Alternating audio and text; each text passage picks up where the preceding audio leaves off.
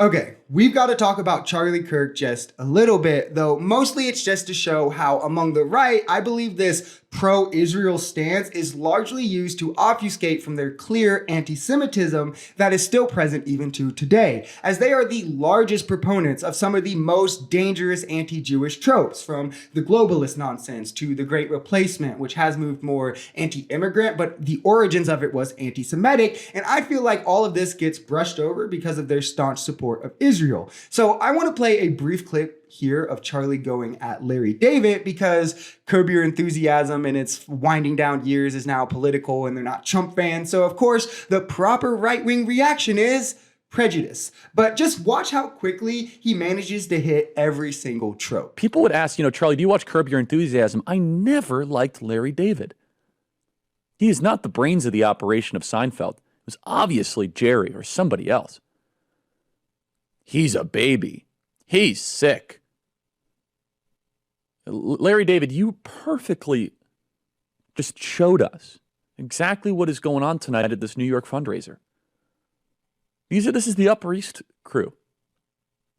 Tonight, around 4 or 5 p.m., you might as well just close down the streets. There will be a parade of these miserable Upper East Side zealots that have a lot of money. The lords of easy money, connected to Wall Street, hedge fund, titans of all sorts of industry.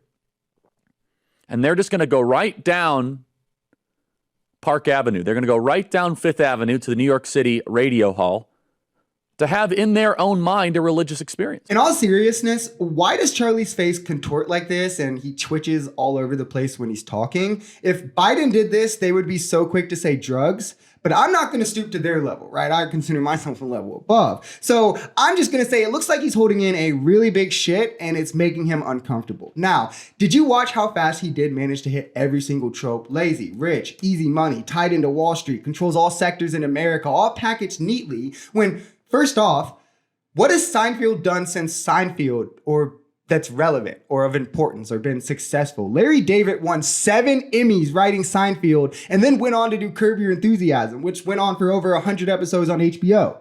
And for the record, I think that both are horrendously unfunny.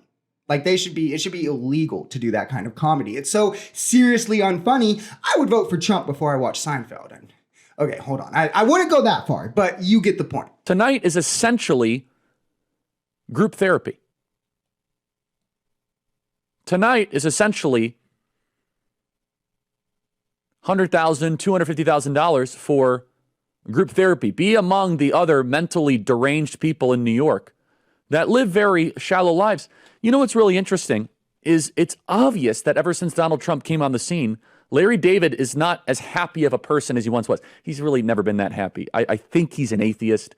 He's snarky. He's your typical kind of New York Woody Allen type that is constantly complaining. This is a great chance here to show you a clear-cut example of a dog whistle. Dog whistles are whistles that only dogs can hear, right? So when applied in this situation, it's something that is said for only certain groups to understand, typically racist, misogynist, etc. Here he's dog whistling to anti-Semites. The Woody Allen types, he means Jew.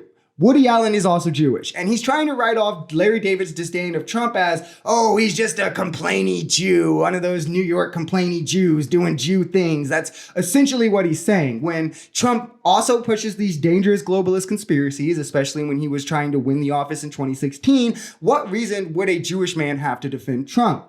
For Charlie and other right-wingers, that reasoning would go straight to, oh, we're pro-Israel, when first off, both parties are pro-Israel. Every president we have ever had since the conception of Israel has been a staunch Zionist. And it's one of the main problems we've had in America. I'm just saying. That doesn't mean you in any way actually support Jewish people. And if you really think about it, they might be such strong Zionists and so pro-Israel because it's self-serving to their anti-Semitism. It ostensibly would lower the number of Jewish Americans. They have their own nation to go to now. We don't need them here. But even Jewish people are tired of having their ethnicity, their religion, their minority position in the world all weaponized to justify genocide. And there are plenty of Jewish people who do not support what Israel's doing right now. They don't support Trump. They don't support the American intervention into Israel. And for them, there is no reason to constantly support the party that consistently ostracizes them and other minority groups for their own benefit. If you enjoyed this video, we're Social Society. We're a commentary channel influenced by politics, society, and the economy.